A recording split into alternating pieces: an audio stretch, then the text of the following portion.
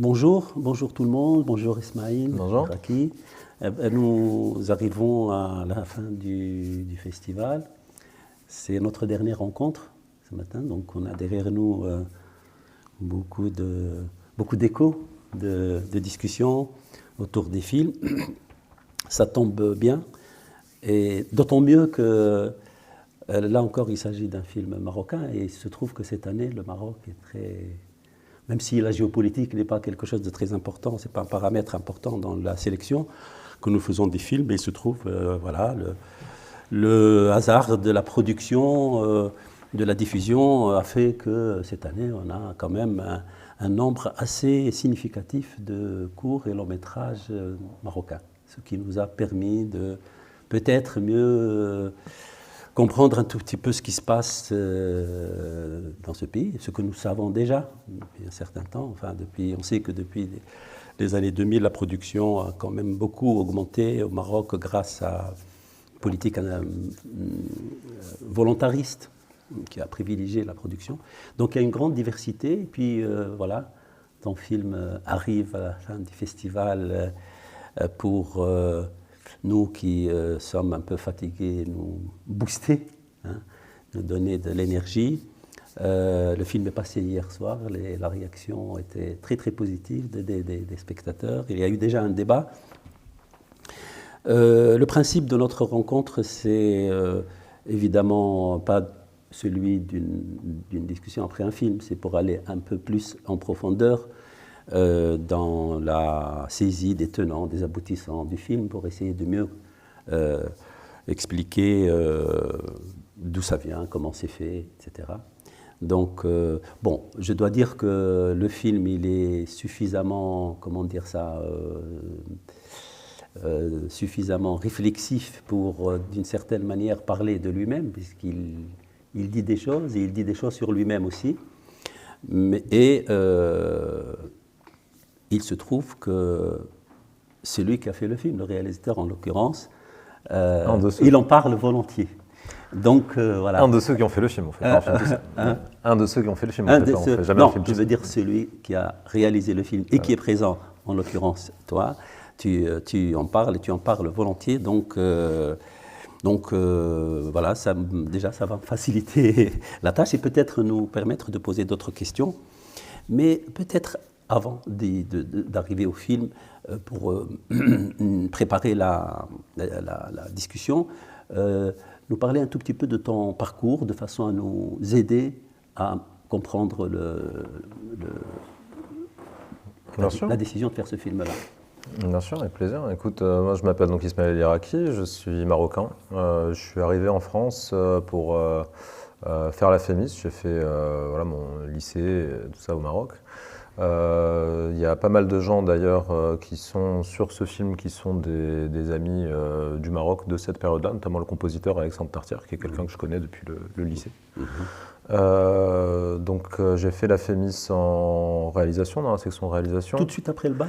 Non, c'est 2 ans après. C'est 2 ans après, donc j'ai fait de la philo et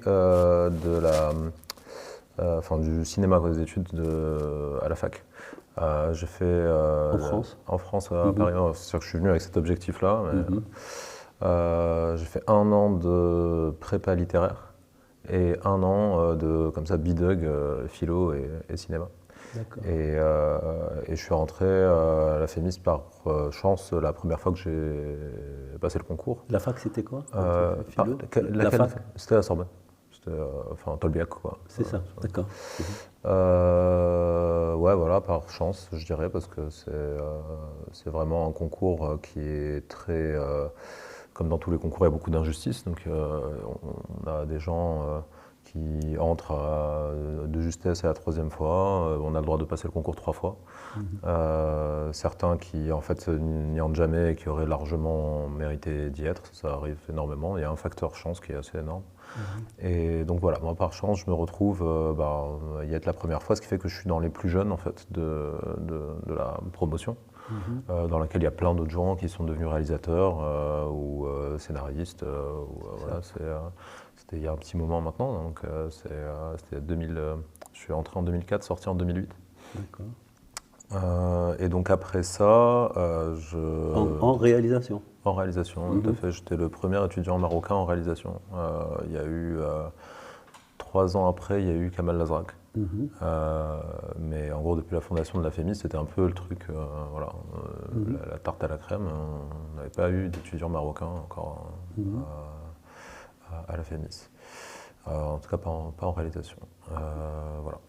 Donc ensuite, je fais toutes sortes de choses, hein, comme quand on veut faire des films, on passe beaucoup de temps à faire autre chose que son métier pour faire que son métier arrive un jour. Une des choses que j'ai faites, c'est que j'ai monté une boîte avec laquelle j'ai fait une installation vidéo sur Casablanca, à la Biennale d'architecture de Venise. Je suis allé le pavillon du Maroc en fait. Donc je fais des trucs comme ça, je fais pas mal de photos aussi. J'ai filmé des concerts, des choses, des captations. Et puis il y a eu voilà, ce projet de film qui en fait me hantait, m'habitait. J'essaie de mener en parallèle. Pardon, tu as créé une société de captation de concerts à Paris. À Paris. À Paris, tout à fait. À Paris, complètement. Et, avec laquelle j'ai fait aussi des choses à Casa, notamment ce truc pour le pavillon du Maroc, cette installation vidéo qui c'était un peu en fait d'ailleurs dans les mêmes quartiers que ce qu'on voit dans le film. Ça m'a permis, c'était avec une partie de la même équipe en fait. C'était le même chef-op, surtout Benjamin Ruffy, qui est quelqu'un que j'ai rencontré à la FEMIS. Il y a énormément de gens en fait sur le film que j'ai rencontré tout au long comme ça de la carrière, mes cours. J'ai fait 2 courts-métrages, un qui s'appelle Carcasse, qui est un film de science-fiction. Tout ce que j'ai fait en fiction, je l'ai fait en pellicule en fait, en 35 mm, en 16 gonflé 35. Donc un film de science-fiction avec Issa Maïga, qui était là il n'y a pas très longtemps, et Mounir Margoum, qui s'appelle Carcasse, qui est un film qui a gagné le prix du Short Film Corner à Cannes, à l'époque, qui a été derrière édité en DVD, qui a passé à la télé, tout ça. Et ensuite, j'ai fait avec une bonne partie du cast et de l'équipe de Burning Casablanca un film qui s'appelle Harash, qui est tourné d'ailleurs dans le même quartier, quartier Kouba à Casa, et qui a été interdit en fait au Maroc. Ce qui était un énorme choc en fait sur le moment. C'est le moment où C'était quelle année ça? C'était 2010. C'est le moment vraiment où le pays a vrillé en fait quelque part, qui a amené d'ailleurs après en 2011 l'élection des islamistes après. En fait, on a derrière ça 10 ans d'une sorte de double censure, quoi. C'est-à-dire que au Maroc, je me tape la censure quoi. C'est-à-dire qu'en fait, institutionnel. moi, en fait, pour tourner au Maroc, il fallait une carte de réalisateur. Et donc, une façon de te censurer qui est assez facile, c'est de ne pas te la donner. C'est ça. Et après, le CCM a énormément changé aussi dans ces années. Ça a été vraiment...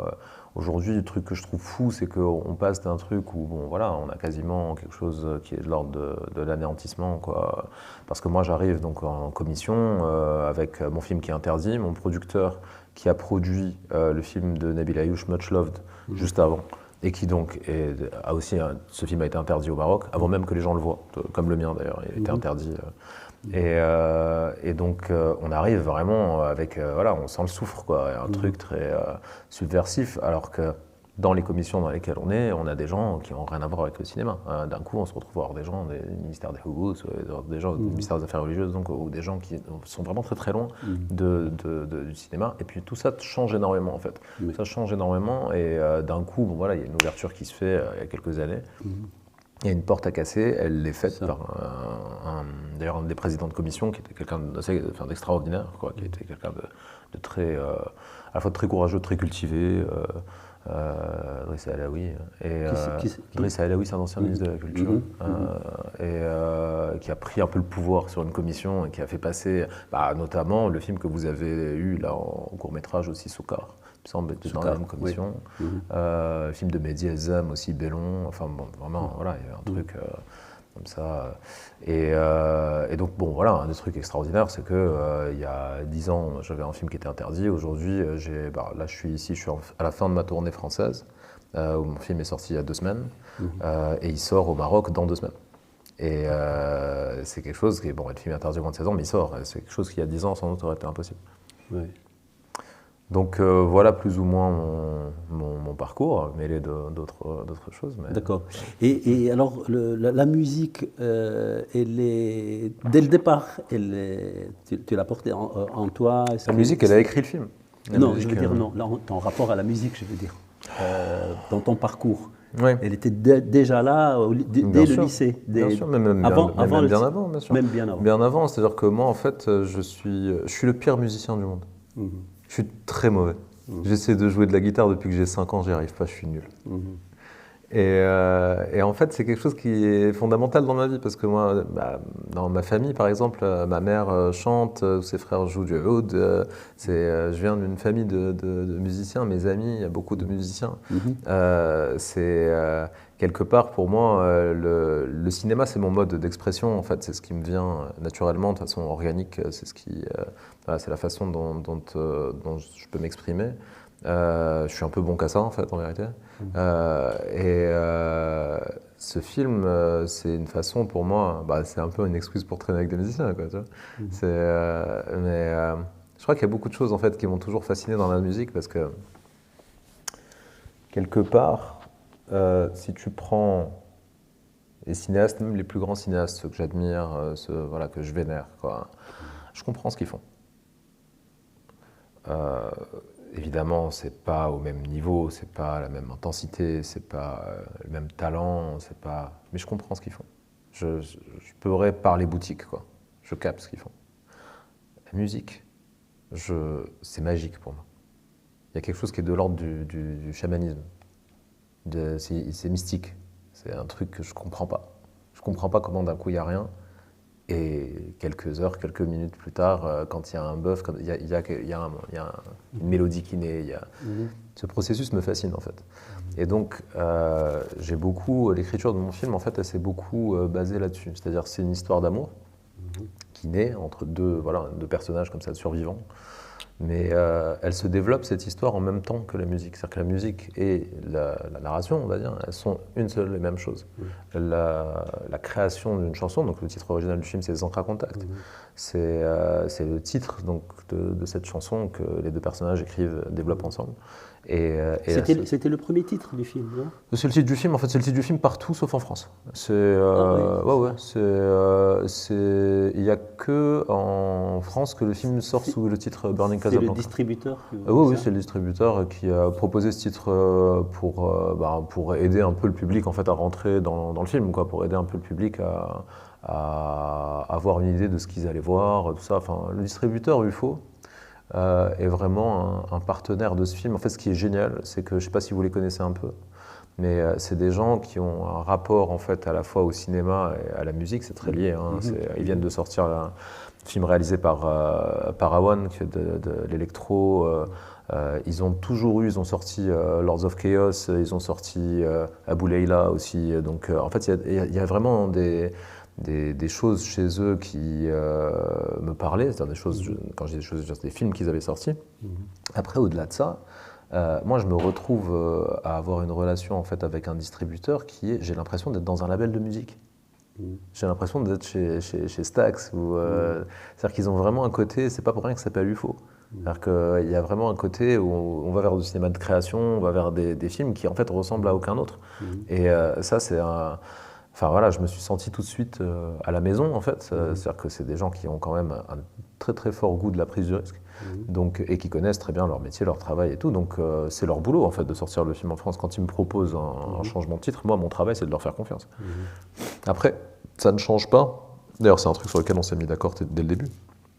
C'est que ça ne change pas le titre dans le film. C'est-à-dire que dans le film, lorsque vous regardez le film, le titre c'est Encres à contact.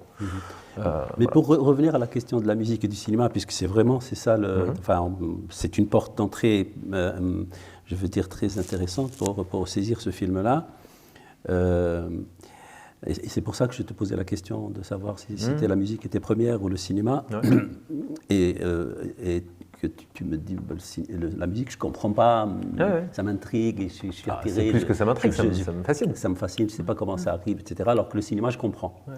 Donc, alors, il est évident que la musique, elle n'est pas narrative, quoi. Je veux dire, elle n'est pas là pour dire ce que les personnages ne disent pas, comme dans le cinéma un peu classique, etc. Elle n'est pas non plus, à mon avis, mais si tu me dis, tu me corriges, tu dis ce que tu penses, elle n'est pas non plus première. On a l'impression que c'est l'horizon du film. C'est-à-dire, on a l'impression que la narration, je veux dire le film, le récit, c'est cela même justement qui va te permettre de, non pas résoudre cette énigme, mais enfin de t'approcher. C'est-à-dire, c'est le récit qui va enclencher à chaque fois la musique comme quelque chose qui, littéralement, explose, quoi. Puisque l'idée de l'explosion, c'est une idée aussi centrale dans le film. Hein. Elle est dans le film, mais elle est aussi en dehors du film. Hein. L'explosion, on peut aussi en parler. Elle est dans le film déjà au niveau du scénario, puisque c'est un accident. Enfin, tout commence par un accident de voiture, une espèce un accident comme une explosion. Hein. C'est pas collision. C'est une collision, mais très forte, explosive, quoi. Une collision explosive, c'est ça qui enclenche le tout, qui ouvre le film. Donc moi j'ai l'impression qu'effectivement la musique elle est là comme étant l'horizon du film. Elle est vraiment ce qui est toujours en vue, ce qui est toujours en... Bon, évidemment, parce que c'est des chanteurs, c'est normal, c'est banal, je défonce des portes ouvertes. Mais... Non, écoute, moi je suis content que tu le vois comme ça parce que tu lui donnes un rôle en fait tu lui donnes un rôle narratif en disant ça, c'est-à-dire que tu lui donnes un rôle de... C'est ce vers quoi tend le film, ce vers quoi il va. Ce qui, quelque part, tu as tout à fait raison, est dans le scénario, c'est-à-dire que les personnages, le problème, si on peut dire, de leur vie, c'est qu'ils ne sont pas musiciens. Leur problème, au début du film, c'est que lui, ne l'est plus parce qu'il est trop déglingué physiquement, et puis voilà, en gros, c'est un type qui se balade avec un marqueur sur lui en permanence, comme des gens qui écrivent tout le temps, sauf qu'il n'a rien écrit depuis 10 ans. Donc c'est son incapacité à créer qui va être totalement oblitérée, détruite par cette rencontre. D'un coup, voilà, c'est parce qu'en fait, d'un coup, il ne va plus écrire pour lui, il ne va plus écrire sur lui, il va écrire avec et pour une autre personne dont il est en train de tomber amoureux. Et puis, il y a cette fille, Raja, qui devrait être chanteuse. Elle serait née ailleurs, elle serait chanteuse. Elle est née à Casablanca. Il y a une réplique qui est extrêmement violente dans le film. Il y a son Mac, donc, parce que le personnage du film est prostitué. Son Mac, Saïd, qui est joué par Saïd Bey, qui dit ici, soit t'es vierge, soit t'es pute. Et il y a un truc extrêmement violent en fait dans cet enfermement. D'ailleurs, ça c'est une thématique que le film travaille énormément, l'enfermement et la libération. Parce que je crois que le sujet, quand tu dis l'horizon, c'est la musique, l'horizon, c'est un truc de libération en fait. C'est vraiment le mouvement du film est un mouvement de libération. C'est un film, si je devais résumer en un mot, c'est un film libertaire. Eh bien, elle devient chanteuse, cette fille, dans le mouvement du film. Le mouvement du film, c'est qu'elle devient chanteuse. Donc, je crois que pour moi, elle a plein d'autres. En fait, la musique, c'est simple, elle est partout dans le film. Elle est partout. Elle est donc voilà dans ce trajet, dans cette évolution, dans ce trajet narratif. Mais en fait, elle est aussi, c'est l'inconscient du film aussi. C'est aussi, moi, c'est un film qu'on a énormément, parce que je dis parce que c'est vraiment conçu en équipe ces choses-là. On l'a énormément pensé comme une expérience sensorielle. C'est-à-dire que on voulait donner à expérimenter aux spectateurs ces moments de musique live, parce que donc Ransa Batma qui joue Raja dans le film chante vraiment en direct. Les concerts qu'il y a dans le film sont joués en direct. Il y a vraiment, et donc il y a un rapport de la mise en scène à ça, sur le temps, sur aussi les allers-retours. C'est toujours révéler les personnages dans la musique. C'est-à-dire que quand elle chante, Ransa, c'est pas elle qui chante, c'est son personnage qui chante. et être tout le temps habité en fait dans leur corps. Et donc vous donner en fait cette expérience sensorielle, c'est quoi? C'est vous mettre dans le corps de quelqu'un d'autre en fait. C'est vraiment une chose extrêmement puissante que le cinéma peut faire. Quelque chose c'est une des choses les plus, c'est presque une expérience de transsubstantiation quoi. Et ça se fait vraiment par l'expérience sensorielle au cinéma. Mais ça va vraiment, enfin, comment dire, ça se retrouve dans plein d'autres thématiques et dans plein d'autres rapports dans le film. C'est-à-dire que par exemple, pour moi, c'est l'histoire quand même de deux personnages qui ne savent pas se parler, quoi, et qui se tournent autour et qui finissent par arriver à se parler, qui finissent par arriver à se tirer l'un l'autre vers le haut, vers la sortie, on va dire. Mais le mutisme aussi est un des thèmes du film. Un personnage enfin voilà, les personnages ont des masques en fait. Un parce qu'ils ne parlent pas et l'autre parce qu'elle parle trop. Elle a cette espèce de masque en fait de la prostituée casablancaise, cette espèce d'armure quoi, qui est faite de blagues, d'un humour assez corrosif. Mais c'est son bouclier. C'est son bouclier, tout à fait. Il n'y a personne qui rentre quoi. Et puis lui, c'est à l'inverse, on va dire, lui, il révèle pas grand-chose. Et en fait, ces personnages, quand ils veulent se parler, quand ils veulent se dire « je t'aime », en fait, quand ils veulent se dire « il est en train de se passer quelque chose », quand ils veulent se dire « tiens, ce que je ressens pour toi n'est pas normal, je n'ai jamais ressenti ça, qu'est-ce qui se passe ?» Et ben, ils se font écouter de la musique. Parce que je crois que c'est une des choses les plus intimes qu'on puisse faire au monde, en fait. Quand avec quelqu'un qu'on ne connaît pas, c'est de lui mettre de lui. Donc il y a pas mal de moments dans le film où les personnages se font écouter des disques. Tiens, je vais te mettre une chanson. Tiens, je vais te mettre une chanson, c'est un des trucs les plus forts qu'on puisse faire. Parce que c'est de la musique, c'est de la sensation. C'est ce truc d'émotion brute, pure, quoi. Et tiens, je vais mettre ça dans ton corps, quoi. Et c'est vraiment, je vais faire vibrer ton corps, quoi. Moi, je crois qu'on est des corps, d'abord. Oui. Et alors, c'est étonnant, étonnant au sens positif du terme, c'est-à-dire ce que tu dis, et qui dit un paradoxe dans le film, c'est-à-dire ce côté ostentatoire, exubérant, dans le film, à travers aussi la musique, et ce genre de musique particulièrement, semble, comme tu le dis si bien, exprimer quelque chose d'intérieur, quelque chose de Évidemment, moi, un des enjeux, si on peut dire, une des cases qu'on a voulu casser dans le film, c'est d'émouvoir avec du rock'n'roll. Évidemment, parce que moi, c'est ma musique, beaucoup. Donc, il y a énormément de genres différents. C'est-à-dire que ça brasse de Mariam Hassan, et donc du blues sahraoui, jusqu'au métal de Cadavar, qui est un groupe allemand de stoner très actuel, en passant par Les Variations, qui sont un groupe de rock'n'roll marocain des années 70 qui est un peu oublié aujourd'hui, mais qui faisait la première partie de Led Zeppelin à l'Olympia en 71 quoi. Ils sont des mecs qui vraiment ont réussi une fusion totale, sans que ce soit de la fusion, de leurs racines marocaines, des rythmes berbères, de leur judaïté aussi, avec vraiment un truc qui est 100% rock'n'roll authentique, c'est guitare, basse, batterie. Et je crois qu'en fait, quelque part, moi, c'était quelque chose que je cherchais à émuler, c'est-à-dire eux, ce qu'on fait en musique, c'est ce que je voulais faire au cinéma, c'est-à-dire à faire un film qui soit à la fois 100% authentiquement marocain et 100% rock'n'roll, quoi, parce que c'est vraiment la musique qui me touche, qui me bouge, quoi, qui m'émeut. Donc oui, c'était un des enjeux, c'est-à-dire de toucher, d'émouvoir et de comment dire, donner à ressentir cette expérience qui pour moi est quasiment mystique d'un concert de rock, quoi. C'est le truc le plus proche que j'ai dans ma vie d'une religion. C'est ce truc qu'on partage avec des étrangers et qui est extrêmement sensoriel, qui est vraiment et qui en fait vous touche à l'endroit où vous êtes humain, quoi. C'est-à-dire que, comme je disais tout à l'heure, vous êtes un corps d'abord. On est d'abord un corps.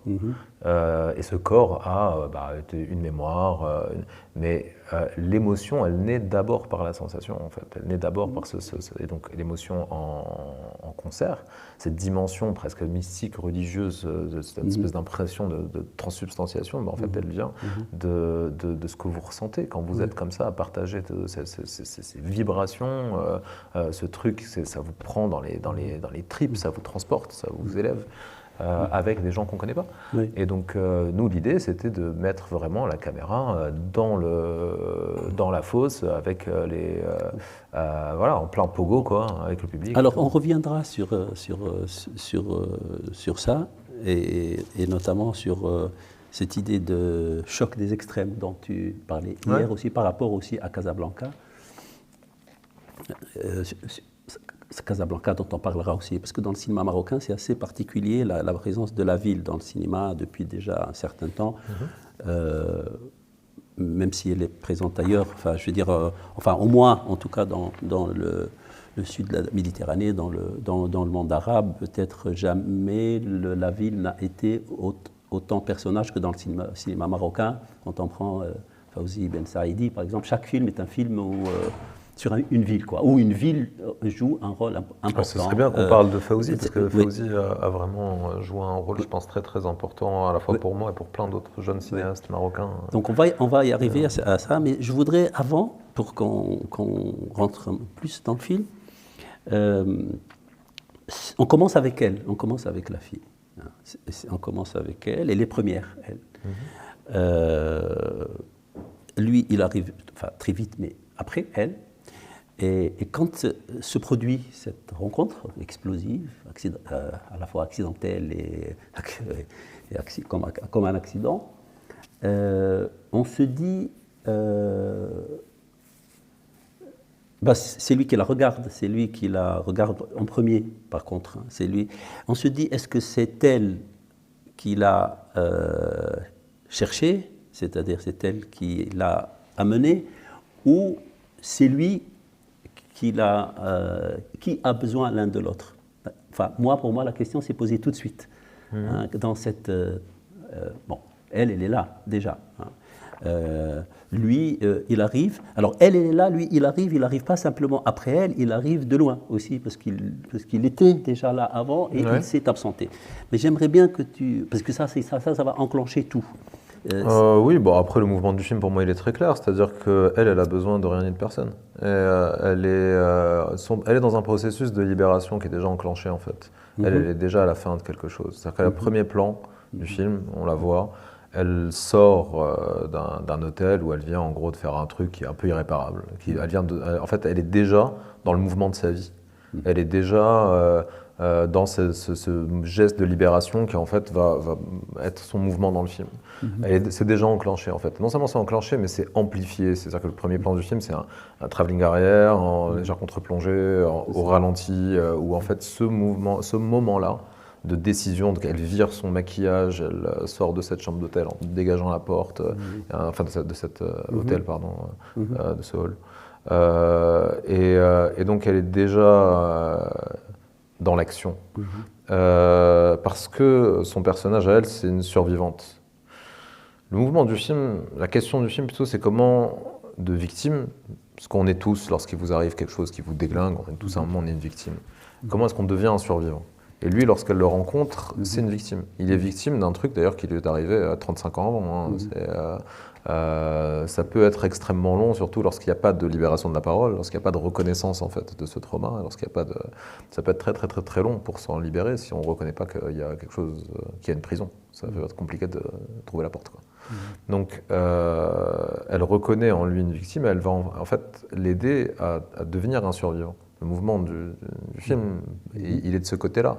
Mais elle a besoin de rien ni de personne. C'est-à-dire qu'à chaque moment comment dire, important, clé de l'histoire, lui est dans un truc qui est extrêmement passif. Il se fait balader, il se fait casser la gueule, et son rôle est un rôle d'accompagnement en fait. Son rôle est un rôle, il accompagne, il la révèle, voilà, il est adjuvant bien sûr dans son histoire à elle, mais il n'est pas décisif.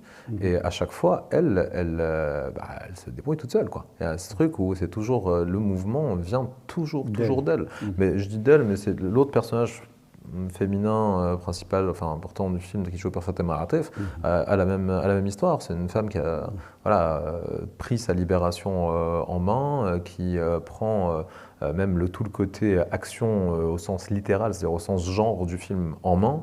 Elle est mon personnage de western, quoi. Fatema Atef, Rokia dans le film. Comme l'est d'ailleurs Khansa. C'est quelque chose qui était très évident pour moi dans le mouvement du scénario. D'ailleurs, c'est quelque chose qui était très important aussi dans le casting et dans la façon dont ces personnages sont filmés. Puisque elle, tout de suite, tu as pensé à elle, quoi. Tu as écrit même pour elle. J'ai écrit pour elle, ouais. Alors que lui, effectivement, il est beaucoup. Tu l'as cherché. Ouais, lui, je l'ai cherché. Mais voilà, enfin, c'est vraiment un truc qui est central dans le rapport archétypal en fait à la question de genre, beaucoup dans le cinéma d'ailleurs africain, souvent la question se pose, c'est-à-dire que on a aussi un cinéma qui est, bon, comme tous les cinémas du monde malheureusement encore, mais qui est fait principalement par des hommes, et où cette question-là est très enfin, souvent, ça achoppe, quoi. C'est-à-dire qu'on me dit souvent sur le film qu'il y a un truc qui me fait marrer, quoi. La question de la femme. La femme, tu l'as déjà rencontrée, toi, la femme? C'est quoi la question? En fait, le problème, c'est ça. C'est que on a souvent des films où les personnages féminins sont traités comme des problèmes à résoudre, pas comme des personnages. Donc, malheureusement, ce que ça fait aussi, c'est qu'on a souvent des films où les personnages féminins sont des personnages de victimes, sont des personnages qui sont en réaction, et on a un truc archétypal de genre très ancré, quoi. C'est une vraie prison. Et c'est dans tout. C'est dans tout, c'est-à-dire que c'est dans le scénario, mais c'est aussi dans la mise en scène, c'est aussi, les femmes sont filmées d'une certaine façon. Il y a un truc qui est très archétypal et qui est très ancien et on a l'impression qu'on a du mal à s'en défaire. Et donc moi, c'était clairement une volonté là-dedans, mais c'est aussi parce que Khansa le permet. Khansa, elle porte ce truc-là. Moi, le film est dédié à ma mère.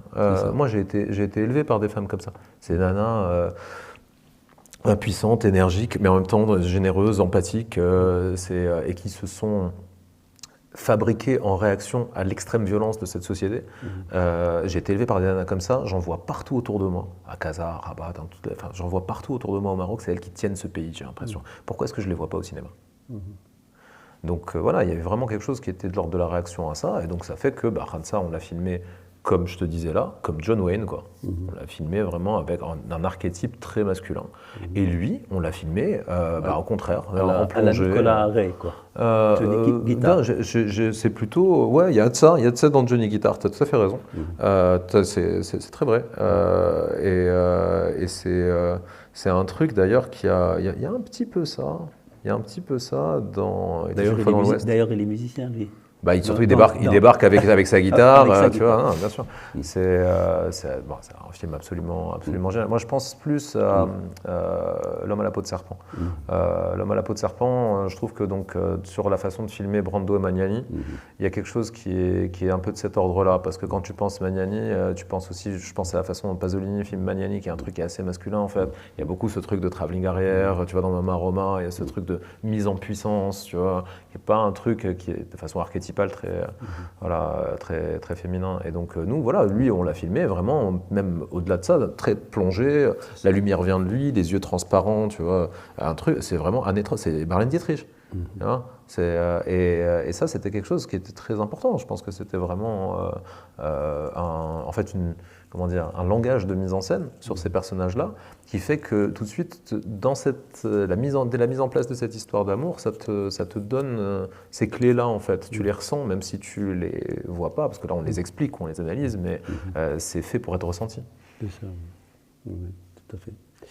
Et donc, alors, venons-en à Casablanca, puisque cette histoire-là, de cette manière-là, racontée de cette manière-là, tu ne pouvais pas l'envisager autrement qu'à Casablanca, puisque tu dis que c'est précisément le lieu même de ce genre de dynamique, enfin, on va dire explosive, d'extrême, quoi. Complètement. Ouais, je disais hier en débat, c'est la ville elle est très riche, elle est très pauvre, et ça clash, quoi, parce qu'en fait, il y a aussi à Casablanca la ville, si tu poses la question de sa présence dans le cinéma marocain, il ne faut pas poser la question de sa présence dans le cinéma marocain, il faut poser la question de sa présence dans la culture marocaine. C'est partout. C'est la musique, c'est la littérature, c'est les poèmes, c'est partout, partout, partout, partout. C'est une ville qui est extrêmement libératrice, Casablanca, parce que le Maroc est un très vieux pays. Et Casablanca est une ville qui est relativement neuve. Oui. Et il y a ce côté... il y a des choses horribles dans Casablanca, quand tu es marocain. C'est-à-dire que par exemple, dans Casablanca, dans le grand Casablanca, tu as une disparition du lien social, tu as des choses qui sont extrêmement violentes, qui ne se passent pas d'ailleurs ailleurs dans le Maroc, où tu as toujours une forme d'appartenance, on te rappelle toujours d'où tu viens, à qui tu appartiens en fait. À Casa, il y a une chose qui a été totalement nouvelle, particulière, unique pour la société marocaine, qui est l'anonymat. Plus ou moins.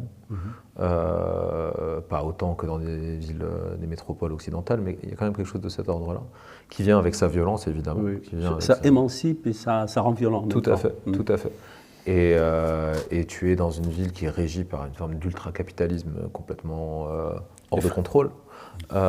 Tu as vraiment énormément de choses qui sont extrêmes, en fait, extrêmes. Et pour autant, c'est un endroit où tu peux être libre. C'est un endroit où tu peux être libre, où tu vois des choses que tu vois nulle part ailleurs au Maroc, où tu vois des expressions de liberté que tu vois nulle part ailleurs au Maroc. Et ça va de l'expression créative, artistique, ce que tu veux, à le gars dans la rue qui lève une pierre devant un flic en lui disant « moi ce soir je dors en prison, je m'en fous ». Ça c'est un truc que tu verras pas ailleurs au Maroc. Parce que ce truc de liberté de « je connais ça, t'es qui ?» On est tous casablancais ici, t'es qui toi? Alors qu'ailleurs au Maroc, tu vas avoir une chape de... Oui, c'est ça. Voilà, oui, parce que c'est structuré socialement, tout est bien construit avec des hiérarchies, des respects, des codes, enfin codifiés. Tout à fait. Est-ce que c'est pour cela que... Enfin, on le voit aussi beaucoup dans le cinéma ailleurs, au Maroc, plus d'ailleurs qu'en Algérie, en Tunisie, qu'il y a toute cette influence du cinéma américain. Mais Casa c'est Los Angeles, hein. Mais même littéralement des fois. Moi en fait, je pense que je suis très loin d'être le seul. On est une génération qui a été élevée par les vidéoclubs, quoi. C'est ça. Tu vois. Tu dis cinéma américain, mais bon, moi, tu vois, c'est plutôt... ce que je préférerais qu'on dise, c'est du cinéma, on va dire, d'imagination. Parce que, bon, Sergio Leone, que je sache, il n'est pas américain. Tourneur, tout ça. Donc, en fait, si tu veux, c'est vraiment... Je crois qu'il y a plusieurs choses. La première, c'est que le Maroc est une terre de tournage. On vient tout le temps, tout tourner chez nous. Les Américains viennent beaucoup tourner chez nous. Casablanca, ça a été Mogadiscio, ce que tu veux. Tu vois, c'est vraiment. Et de passage. De passage uniquement. Et c'est ça qui est intéressant pour ce que je m'apprêtais à te dire. C'est-à-dire que c'est une terre de passage uniquement. C'est-à-dire qu'on prend le pays comme un décor. Et on ne s'intéresse pas à ces histoires. À très rares exceptions. Enfin, il y a peut-être deux films. Mais sur des milliers. On ne s'intéresse pas à ces histoires, mais donc il y a une façon de faire. Et le Maroc, c'est extraordinaire pour ça. C'est-à-dire qu'ici est développé un savoir-faire technique hallucinant. Moi, les gens qui ont travaillé sur mon film, techniquement, et mon équipe marocaine est à un niveau qui est complètement dingue. C'est-à-dire que c'est même difficile à retrouver en France. C'est fou. Il y a un savoir-faire technique et au-delà de ça, une compréhension de la mise en scène, une compréhension des enjeux narratifs qui sont un truc, c'est délirant. C'est vraiment, c'est génial du coup. C'est vraiment, tu es extrêmement entouré, poussé en avant et les idées qui viennent ont une très grande puissance. C'est vraiment formidable. Parce que en fait là, c'est le moment de la revanche, si tu veux. C'est-à-dire que nous, effectivement, on est une génération de cinéastes élevés par ces films-là, élevés par ce rapport à la mise en scène, ce rapport aussi au plaisir de spectateur, qui est un truc hyper important. Est-ce que, juste digression, tu continues, hein, c'est juste, tu vois. Mais juste pour finir là-dessus, on est donc élevés par ces gestes de mise en scène, effectivement, souvent très américains, mais bon, qui viennent aussi d'ailleurs, ce truc d'imagination, de puissance de l'imagination. Et là, nous, pourquoi je dis c'est une revanche? Parce qu'on applique ces choses-là à nos propres histoires. à notre propre territoire en fait. Ça redevient notre territoire de fiction, quoi. Voilà, donc c'est pour ça que je dis qu'il y a un truc sans doute de retour. Est-ce que par exemple, parce que pour rester toujours, on reste un peu là-dessus, parce que c'est extrêmement important, et c'est vrai, hein, j'insiste et je répète, on peut, quand je fais des rapports, j'essaie de faire des rapports comme ça pour mieux comprendre.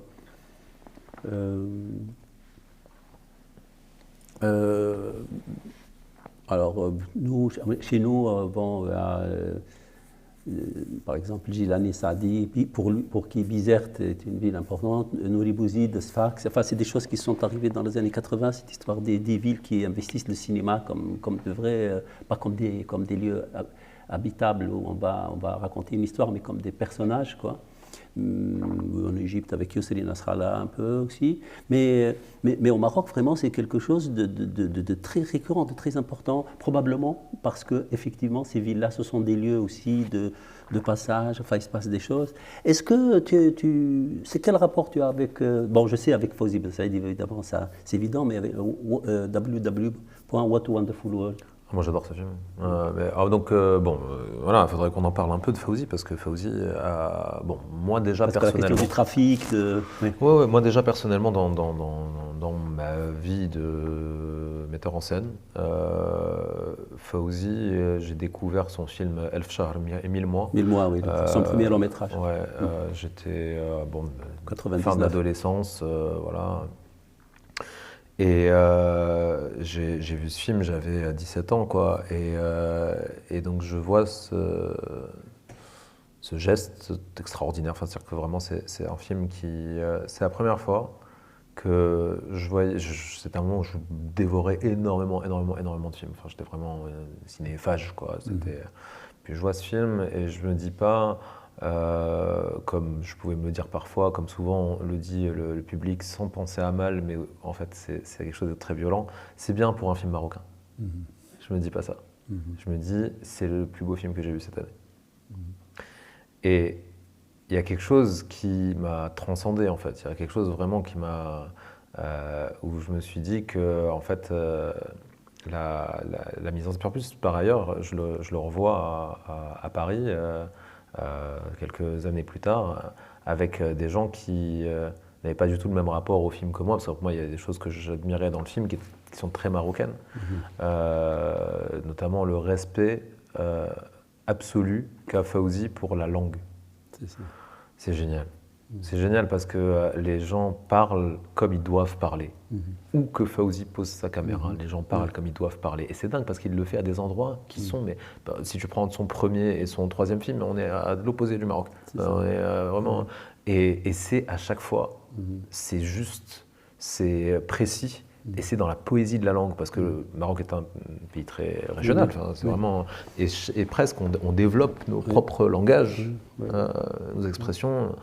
Et ça, c'est un truc qui m'a énormément frappé. J'ai parlé de What a Wonderful World parce que là, dans les 1000 mois, il est encore un peu en dehors de la ville. Hein, ça part et ensuite, il va de plus en plus de ville en ville. C'est un cinéaste qui va, qui va. Il est de région en région, je dirais plutôt que de ville en ville, mais il n'est pas exclusivement. C'est aussi un cinéaste de la montagne, de la forêt. Fawzi, c'est pas un James Cameron, quoi. C'est pas un cinéaste du construit. Je pense que c'est plutôt un John Boorman, quoi. C'est un mec qui est capable de faire les deux. Parce que j'ai cité précisément ce film-là, mais parce que, alors là, évidemment, les Tarantino, Tati, enfin, tout, en même temps que c'est un film sur le trafic, enfin, la ville, elle est traversée de toutes parts. Mais en même temps, le film lui-même, il est traversé par toutes sortes d'influences comme ça. Et je me dis qu'il y a là comme une filiation, s'agissant évidemment de Casablanca. Ce serait un énorme compliment pour moi, parce que Fawzi, tu parles donc What a Wonderful World, ce qui est extraordinaire dans ce film, c'est une des choses les plus importantes pour moi, c'est le rapport au plaisir. Le rapport au plaisir du spectateur, le rapport au plaisir du cinéma. Cet art kinétique, quoi, art du mouvement, art très musical ce qu'il fait. Le mec il fait des ballets avec des voitures. C'est un truc, c'est Tati fait ça, mais bon, John Woo fait ça. Enfin, tu vois, il y a vraiment un côté comme ça où c'est ce que j'aurais envie d'appeler de façon un peu pompeuse du cinéma pur, c'est-à-dire qu'en fait c'est du mouvement et du son. Enfin, et ça développe quelque chose qui est jamais en dehors du réel, parce que le réel a des façons détournées, mais très puissantes, de revenir par la porte de derrière, mais d'éclater la porte, quoi. C'est-à-dire que d'un coup, on va avoir ces mouvements de ballet et tout, et puis il y a une manifestation de grève qui va arriver, et on va se retrouver en plein dedans, alors qu'on était dans un mouvement extrêmement compliqué, ce truc qui semblait virtuose, mais en fait, non, on se retrouve dans un truc dans la rue avec les gens. Ça, c'est un truc qui est super important parce qu'il n'oublie jamais ça, Fawzi. En fait, je pense même que c'est presque quelque chose qu'on fait à son corps défendant. C'est-à-dire que la réalité est toujours là. Et votre point de vue sur le monde, il est toujours là. Et c'est ça que la légende a de fort. Et je trouve que What a Wonderful World, c'est une légende, en fait. C'est vraiment fait comme ça. C'est fait comme on raconte des contes, c'est comme les contes de Jamel Elfna, quoi. Et dedans, il y a toujours une réalité. Vous racontez une blague. Il y a le geste, ce qu'on appelle le geste, c'est le style, la façon dont vous allez la raconter, la mise en scène, quoi. Il y a l'effet, l'émotion, enfin, ce qui est cherché là, c'est le rire. Voilà. Ça marche pas, la chute, est-ce que les gens se marrent? Mais il y a toujours quelque chose de votre point de vue sur le monde, de la réalité qui va s'inscrire là-dedans. Et Fawzi, c'est extrêmement fort parce qu'en fait, il a toujours ces deux choses-là. Il a toujours ces deux choses-là parce qu'on pense à A Wonderful World avec. Mais bon, il y a bien sûr Dead for Sale, quoi. Il y a Mort à vendre. Ça, c'était toi. C'est incroyable là-dessus. Et Volubilis, là, maintenant, voilà, il est carrément maintenant la ville donne son nom, même si ça se passe plutôt en Kness. Ouais. Mais donc ces ruines de Volubilis, en fait, le truc qui est formidable, c'est que il y a toujours quelque chose qui emmène le film vers de l'imagination, vers en fait, ce qui peut être partagé par tous. Parce que c'est plus grand que la vie, en fait. C'est aussi une des dimensions du cinéma d'être plus grand que la vie. Et Fawzi, c'est quelque chose qui est réussi extrêmement bien. Et en même temps, sous la loupe, quoi, il y a toujours quelque chose qui est très intime, très précis et très réel, en fait. Parce que ce qui est réel chez Fawzi, c'est l'émotion. Et ça, c'est un truc qui est je pourrais en parler des heures parce que je pense que Fawzi, il a vraiment un rôle, je pense, pour toute notre génération. C'était pas pour qu'on parle beaucoup de Fawzi, c'était juste pour dire, je pense, pour toute notre génération, cette question de la place de la ville, une ville ouverte traversée par toutes sortes de mouvements. Dans ton cas particulier, c'est des mouvements incandescents, explosifs, tonitruants, etc. Mais on va continuer. Peut-être y a-t-il déjà Ah oui, s'il y a des questions, bien sûr. Oui, je sais pas, j'imagine que vous avez des questions à poser, etc. Allez-y, il ne faut pas hésiter. Juste moi, oui. Un des premiers disques que j'ai écoutés, attendez, pas dans le micro, s'il vous plaît. Oui. What a Mess Again, tous ces titres, quoi. Lequel, quoi. Pardon? On adore les variations. Lequel de disque des variations vous avez? Nador. Nador, ah, cool. Ouais, c'est génial, Nador. Ouais, c'est super. En fait, tu as Nador Café de Paris. C'est un peu différent de Moroccanroll. Moroccanroll, c'est mon préféré, personnellement. C'est celui qu'ils ont enregistré aux États-Unis.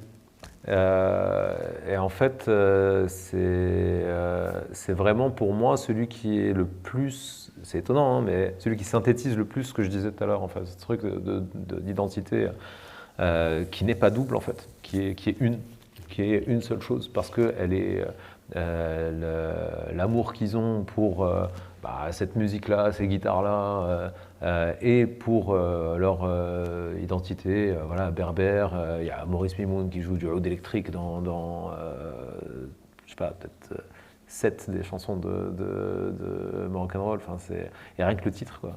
C'est vraiment c'est extraordinaire parce que c'est un album qui est extrêmement authentique. C'est un truc qui n'a jamais vraiment été refait, en fait. C'est quelque chose qui c'est jamais vraiment arrivé à ce niveau-là.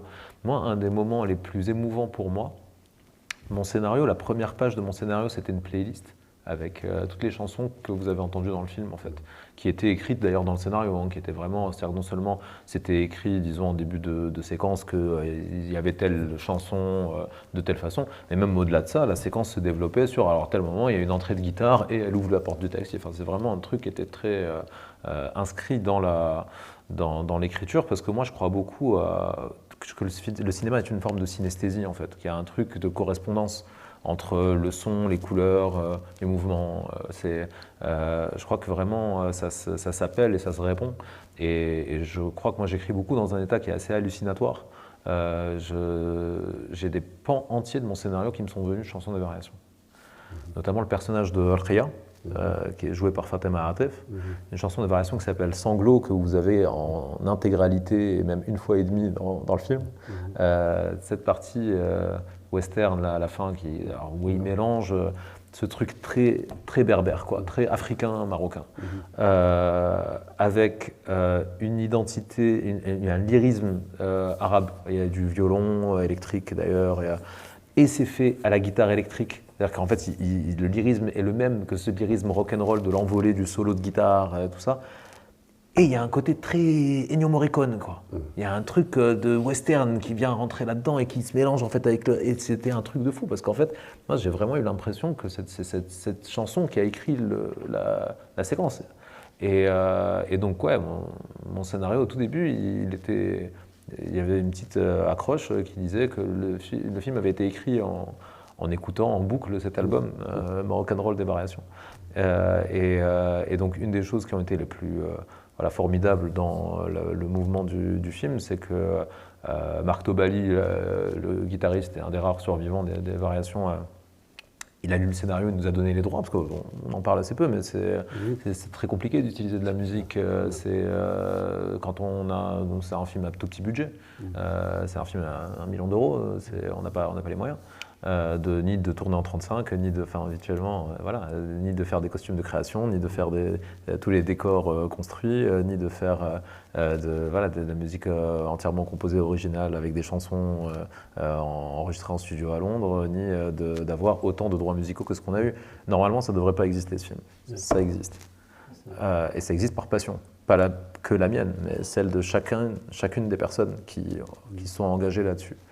Et donc le rapport aux variations, il s'est conclu d'une façon qui était très belle, c'est qu'il y a Marc Tobali qui est venu, qui est très âgé maintenant et tout, qui est venu à une projo à Paris et qui était hyper ému, qui me serrait la main sur sa chaise roulante, et c'est un des plus beaux moments de ma vie.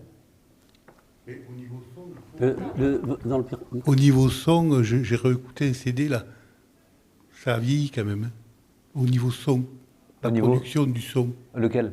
De ces albums. Lesquels? Le Nador et Café de Paris ou Moroccanroll? Je trouve que le son est fait un peu vieillot. Alors, Moroccanroll... il est énergique, mais il est moins produit, quoi. Alors justement, que ce qui se ferait maintenant.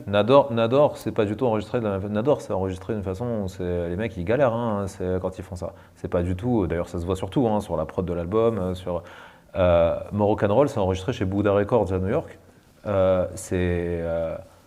Moi, j'ai utilisé mes vinyles, en fait, pour la musique que vous entendez dans le film, elle est repiquée directement de mes vinyles. Je peux vous dire que quand on était en montage son et en mixage du film sur des installations hyper pro et tout machin, on faisait péter les enceintes. Ça n'a pas du tout vieilli. C'est d'une complexité et d'une puissance qui est hallucinante. Mais c'est pas du tout la même... Pour l'énergie, oui, c'est clair. Ah non, mais c'est juste pas du tout la même production. D'un coup, en fait, c'est simple. Tout ce qui se passe entre les deux, c'est que Jimmy Page découvre le groupe, le guitariste de Led Zeppelin, et il devient fan absolu. Et il se dit, ces mecs, il faut les aider. C'est pas possible. C'est pas possible une telle qualité de production musicale et que les gars restent à ce niveau-là. Aussi, il faut se rappeler qu'en 71, il n'y a pas de rock en France. On ne sait pas faire. On ne sait pas enregistrer du Led Zeppelin à Paris. Les mecs, ils sont complètement dépassés. Donc ils ont besoin d'aller ailleurs et ils les envoient aux États-Unis. D'ailleurs, ça a été un des gros problèmes, c'est que Buddha Records, qui les a enregistrés, a disparu. C'est une société qui s'est crashée. Et d'ailleurs, il y a beaucoup d'histoires dans la musique qui sont tragiques parce que, à cause de sociétés comme ça qui se crashent, qui disparaissent, c'est tout un catalogue et donc c'est des artistes qui disparaissent avec, en fait. Donc voilà, bon, on ne peut pas dire que les variations aient disparu, heureusement, mais ils ont, je pense, pas eu le destin qu'ils auraient dû avoir. Est-ce qu'il y a... Oui, Lola. Tout à l'heure, tu disais que pour toi, quelque chose qui était des plus intimes était de faire écouter un disque à quelqu'un. Et du coup, là, en t'entendant parler, je me dis que finalement, ton film, tu nous fais écouter beaucoup de disques et tu donnes beaucoup de ton intimité aussi. Enfin, en tout cas, ça a l'air d'être... C'est tellement empreint de toi, de ce que j'en aperçois depuis hier. Voilà, c'était juste une pensée comme ça. Mais c'est certain, ouais, il y a énormément, il y a tout en fait, hein, c'est-à-dire que c'est fait, enfin tu vois, il y a mes fringues même dedans, c'est tourné dans la maison de ma grand-mère, il y a ma mère qui chante à un moment dans le film, il y a vraiment un truc où enfin tu vois, il y a mes bagues. C'est fait avec tout ce que je suis, c'est-à-dire que c'est pas seulement la musique et les gens que j'aime, mais c'est aussi des craintes. Dans le film, il y a mes cauchemars, il y a mes hallucinations, il y a des choses aussi qui sont vraiment très personnelles. C'est-à-dire que pour moi, c'est pas vraiment une décision. Hein. C'est pas vraiment un truc, ça s'est pas fait comme ça par volonté. Ça s'est fait comme ça. Naturellement. Ça s'appelle pas Burning Casablanca pour rien. ça a cramé comme ça. C'est vraiment une sorte d'incendie, quoi. Et ça a vraiment fait feu. Ce film, ce désir pour ce film, ça a fait feu de tout ce que j'avais en moi, y compris des choses les plus sombres. Et je pense qu'en fait, voilà, ça a été ma façon, en tout cas, de faire ce film, de faire ce premier film. Et je crois qu'il y a pas que de moi, en fait, dans ce film. C'est-à-dire qu'il y a vraiment énormément, comme je disais tout à l'heure, un investissement de chacune des personnes en fait qui ont travaillé dessus, c'est-à-dire qu'il y a les comédiens, quand je dis c'est écrit pour eux, c'est aussi écrit beaucoup à partir d'eux. Il y a des choses en fait qui sont, j'aurais volé des trucs, mais pas que aux comédiens. Donc je parlais d'Alex, le compo. T'as un moment où t'as Larsen Snake qui mord sa guitare. Ça c'est un truc que j'ai vu faire chanteur du groupe d'Alex. J'aurais tous piqué des trucs comme ça. Ce truc de Hansa qui chante, elle s'approche pour la première fois d'un micro et ça lui revient à figure. C'est un truc qui vient beaucoup d'elle. C'est beaucoup elle qui a nourri en fait son personnage de toutes ces choses-là. Ce truc de tu chantes avec ton ventre, tu ressens avec tout ton corps, tu vois Hansa sur scène, c'est ça. Tu vois, c'est vraiment, c'est un truc qui vient beaucoup d'eux aussi. Alors, en termes d'indication, de direction d'acteur, concrètement, ça se passe comment? Wow. Alors moi, je dirais énormément. Oui. Ouais, non, moi, alors, je fais pas d'impro. Oui. Jamais. J'aime pas ça. Oui. C'est la même raison pour laquelle je travaille pas avec des acteurs non professionnels. J'aime pas ça, c'est pas mon truc. Mais je réécris énormément. Je réécris tous les jours. Le but pour moi, c'est que ça reste urgent, que ça reste.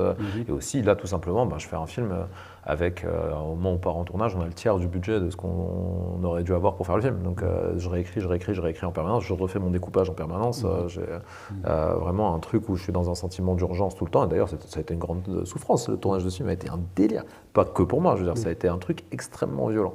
On s'est pris tout ce qu'on pouvait imaginer de pire. Aussi parce qu'on fait le film avec, voilà, on a une prod totalement inexistante, absente, et donc on est obligé de se soutenir les uns les autres, de faire le film presque comme si on était en autoproduction, quoi, de s'aider à survivre, quoi. Donc le miracle, le premier, c'est que nous, on est survécu, parce qu'on est dans une situation d'extrême violence. On a eu des trucs complètement dingues, des bastons au couteau, des tentatives de vol de camions, puis on a des concerts de métal, des serpents venimeux, on a des trucs chauds, on a eu pas mal d'accidents, c'était hard. Avec tout ça, on fait, il y a des moments dans le film, on tourne du 6 minutes utiles par jour, en 35 mm et en cinémascope. On fait ce que fait Plus belle la vie. Hein. On a un rythme de fou, on fait des journées de tournage de 15 heures, enfin on enchaîne comme des dingues, quoi. Et de tout ça sort en fait un premier truc qui est que c'est une espèce de creuset dans lequel se forge cette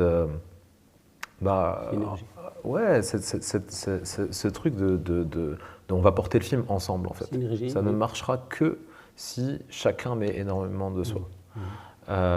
Et donc il y a effectivement il y a beaucoup de moi, mais moi maintenant quand je vois le film, je vois énormément de choses qui viennent des comédiens, qui viennent de chacun des membres de l'équipe, de leur investissement, de tout ce en quoi ils sont dépassés pour que ça existe, cet objet qui ne devrait pas exister économiquement, qui ne pourrait pas exister économiquement autrement.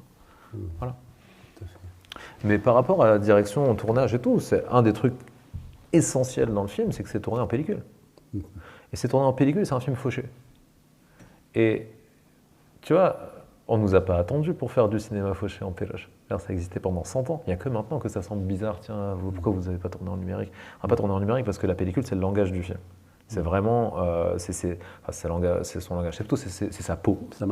C'est sa peau, c'est son. La pellicule. C'est par ça que tu. Tout à fait. C'est exactement ça. C'est exactement ça, parce que c'est quelque chose qui a beaucoup à voir avec la sensation, qui a beaucoup à voir avec le toucher. Cette image, en fait, elle te reconvoque aussi du toucher. L'image alliée, évidemment, au son qui amène beaucoup de sensations dans le cinéma, mais cette image très matiérée, cette image, elle est proche de l'expérience que tu as de la vie. Elle est proche de l'expérience que tu as, notamment des saturations, des hautes lumières, de comment est-ce que tu regardes le soleil, comment tu regardes un projecteur, comment tu vois. La notion de chaleur était essentielle. De sensation. La notion de chaleur était essentielle dans le film. Essentielle. On voulait qu'il fasse chaud. Et ça, la pellicule le permet. Voilà. Et puis l'autre truc, c'est qu'on voulait casser, parce que comme tu dis, Casablanca était énormément filmé. Et on voulait une Casablanca qui soit pas la réalité documentaire de Casablanca, qui soit l'esprit de Casablanca. L'essence de Casablanca. Et donc ça, le 35 et le cinémascope permettaient, avec évidemment tout le travail qu'il y a autour, mais d'être tout de suite dans la légende en fait, de la ville. Tu vois, tu disais un truc très américain, je te répondais que ouais, Casa c'est notre Los Angeles. C'est vraiment ça. Et c'est vraiment, on la mythifie cette ville en fait dans ce film, parce qu'on l'aime. Donc c'est la façon dont on la regarde et la façon dont elle nous regarde aussi, c'est la façon dont elle nous nourrit. C'est vraiment quelque chose qui a été essentiel aussi en direction d'acteurs et en direction d'équipe. Tu tournes en péloche avec peu d'argent, ça veut juste dire que tu as très peu de prises en fait, tu as peu de pellicules. Moi j'avais un ratio, je faisais max, tout pété, je faisais 2 prises par plan. Donc qu'est-ce que ça fait? Ça fait que tu faisais répéter. Voilà. Donc on répète. Alors, déjà on a répété avant le tournage, je veux dire. Avec les comédiens, tout ça, dans une maison pendant le ramadan. Oui, mais en même temps, parce que toi, tu veux tirer aussi de l'acteur quelque chose de, quand tu dis, son feu, quelque chose de brûlant, quelque chose de chaleureux, etc. Mais tu ne l'épices pas si tu le fais répéter? Non, c'est le contraire, tu l'attises. Oui, bien sûr, bien sûr. Le travail au cinéma, pour moi, c'est un peu ce que raconte le film, le travail du film, c'est de casser ce que tu appelais tout à l'heure le bouclier. Le travail du metteur en scène, c'est beaucoup ça aussi. C'est de chercher ensemble l'endroit où ça brûle. Le feu intérieur. Et c'est ça. Et une fois que tu l'as, une fois que tu te lances, et nous, donc, on répétait beaucoup, autant qu'on pouvait, parce qu'on était limité en temps, mais on répétait beaucoup sur le plateau, on répétait, et une fois qu'on était bon, on tourne, et on a deux prises max. Et ça, en fait, le truc, c'est que il y a des centaines de films qu'on adore qui ont été tournés comme ça. Vraiment, on n'a rien inventé. Mais il y avait beaucoup de gens, il y avait beaucoup de jeunes dans mon équipe, donc il y en avait beaucoup, c'était le premier tournage en pellicule. Il y en avait aussi beaucoup qui sont passionnés par la pellicule depuis leur plus jeune âge et qui ont fait autant tout ce qu'ils pouvaient pour travailler en pellicule, notamment dans mon équipe caméra. Mais il y en avait d'autres pour qui c'était une nouveauté. Et donc ils avaient peur de ce côté-là. Il y a un truc, et en fait ce qui les rassurait, c'est que, et moi ce qui me rassurait aussi, c'est qu'en fait, Khansa, elle n'avait pas conscience de ça en fait. Khansa, ce qui avait été génial, c'est que comme en fait c'était son premier rôle sur un long métrage comme ça et tout, tu vois, elle n'avait pas conscience de ce qui était normal et de ce qui n'était pas. Et donc ça, c'était extrêmement libérateur parce qu'on arrive dans un truc où effectivement, on a une forme de radicalité. C'est-à-dire qu'on est, moi par exemple, en mise en scène aussi, je ne me couvre pas. Hein, si je choisis, et j'ai beaucoup orienté ma mise en scène vers des longs plans séquences en gros plan de comédien. Des choses où c'est des moments de bascule, ou c'est des choses... et j'ai pas de contre-champ de ça. Hein, je filme ça comme ça, et si ça le fait pas, bah ça le fait pas. Tu vois. Mais si ça foire, pas seulement je veux dire la prise, mais si ce n'est pas le bon choix de mise en scène, je n'ai pas de moyen de me retourner. Parce que si ce n'est pas le bon choix de mise en scène, c'est que j'aurais pas dû faire cette scène de toute façon. Je me suis planté. Tu vois. Donc, bon, Dieu merci, c'est pas arrivé. mais c'est important ça. Parce que la radicalité, en fait, elle libère énormément. Le simple fait de dire, bon ben, je vais choisir. C'est ton métier en fait, quand tu es metteur en scène, c'est de choisir. Et si tu choisis en amont, eh ben, ça te libère énormément sur ce que tu peux faire. Ce que tu as choisi, tu peux en faire quelque chose de bien plus travaillé, de bien plus précis, de bien plus. Mais ça essaie un peu dans tout. C'est-à-dire que tu vois, donc ça se retrouve dans la direction d'acteur, évidemment, tu vois, parce que d'un coup aussi, il y a un truc où quand tu tournes en pellicule et tu sais que tu as peu de prise, le silence moteur. Rien que moteur. Ça veut dire quelque chose de façon sensorielle. Déjà, tu as un moteur. En numérique, tu n'as plus de moteur. Donc, tu as un moteur, ça tourne. Qu'est-ce que tu entends? C'est le bruit du tiroir caisse, ça. Tu vois, et les gens, ils voient le fric. Ils voient le budget du film qui est en train de... Donc, on n'est pas là pour déconner. On n'est pas là pour déconner. C'est-à-dire que moi, c'est sur mon plateau, j'ai pas de télé, tu vois, j'ai pas de retour, j'ai pas de combo comme ça. Tu vois. On n'est pas là pour regarder la télé, quoi. Tu vois. J'ai un petit retour que je porte sur moi pour regarder les bords cadres que je montre, tu vois, à Perchman, à la script, aux gens qui ont besoin de le voir. Personne n'est là pour regarder la télé. Si tu es sur le plateau, c'est que tu bosses. Il n'y a pas de chaise, il n'y a pas de combo sur mon plateau. Tu es debout, tu travailles ou alors tu es ailleurs. Et par ailleurs, tu as ce truc comme ça, tu vois, disons d'urgence, mais tu as aussi action, ça redevient une incantation religieuse. Là, tu vois, on est dans chapelle, il y a ce truc, vraiment d'un coup, ça redevient quelque chose de magique. Parce que moi, je parle beaucoup avec j'ai beaucoup d'amis réalisatrices, réalisateurs. Le problème que tu as lorsque tu tournes en numérique, c'est la concentration. Parce que tu peux tourner tout le temps. Donc en fait, la sacralité du moment du tournage, elle est perdue. Et tu peux tourner les répétitions, et d'ailleurs je trouve des trucs géniaux parce que je vais trouver un truc dans une répète ou dans un truc qui n'était pas prévu pour et tout qui va être génial après en montage, machin. Et derrière en montage, le problème que tu as, c'est que tu arrives pour monter un film d'1 heure avec 500 heures de rush. Moi j'arrive pour monter un film qui au départ était minuté à 2h30 avec 13 heures de rush. Donc tu vois, je suis... Le choix. Voilà, même pas, 8. Et en fait, si tu veux, c'était vraiment... on se retrouve avec des problèmes de la même façon qui sont des problèmes de monteurs des années 40. Quoi. On a les problèmes de Mark Robson, du monteur de Jacques Tourneur. Comment il faut fabriquer des plans. Il faut que des choses se passent dans la collure. C'est très étonnant, parce qu'effectivement, cette méthode de tournage, puisqu'on parle de tournage, là, de pellicule, etc., rejoint en fait ce qui fait aussi le paradoxe de ce film-là, c'est-à-dire quand l'ancien rencontre l'immédiat, ben forcément c'est explosif et tout le film il est fait de ça. Complètement. Y compris le retour du personnage. Moi je me dis la pellicule c'est lui. C'est ça, ouais. Lui, il est du côté de la pellicule. Tu sais, le rock aussi. Ouais. Le rock c'est aussi une musique qui se bat perpétuellement pour sa survie. C'est-à-dire que c'est... et en fait le truc que je trouve extrêmement moderne dans le film, c'est son ancienneté. C'est que c'est... en fait, le problème, il vient de l'unanimité, j'ai envie de dire, je sais pas. En fait, le problème, c'est lorsque l'expression devient unique, quoi. Le mode d'expression devient unique. Donc, évidemment, tu vas tourner en numérique, évidemment, tu vas tourner en caméra épaule, évidemment, tu vas traiter de sujets comme ça, évidemment, tu vas filmer un film comme ça. Il y a des films géniaux qui se font comme ça. Moi, je suis à l'autre bout du spectre. C'est ça. Et je crois qu'en fait, lorsque tu convoques une mise en scène, parce que le film il est extrêmement classique en mise en scène, c'est que de la machinerie, lourde d'ailleurs, c'est filmé vraiment comme un film des années 40-50, c'est filmé comme un western en fait. C'est vraiment... Et pour moi, la modernité elle était là, parce qu'on a énormément vu ces, disons, situations trash. Personnages, trajectoire de vie trash, filmés de façon trash. Pour moi, ma façon de les rendre proches du public, de les rendre proches de l'émotion, du cœur, quoi.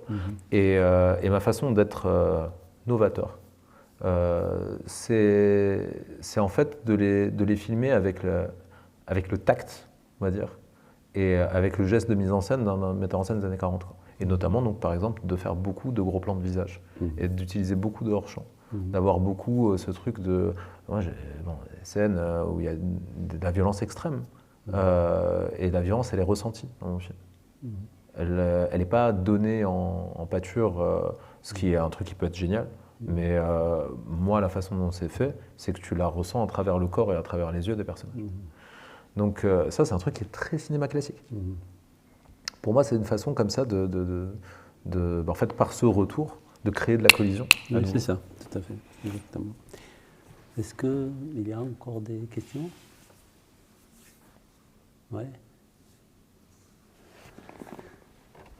Bon, écoutez, la discussion peut se poursuivre, évidemment. Je crois que, j'imagine aussi qu'en aparté, tu vas devoir aussi continuer avec les uns et les autres. Je te remercie beaucoup. Merci beaucoup à toi. D'avoir accepté d'être avec nous, de participer à cet entretien. C'est un bonheur. Je te souhaite beaucoup de courage et beaucoup de bonne chance. Merci pour beaucoup. la suite. Merci. Merci d'être venu. Merci. Merci beaucoup.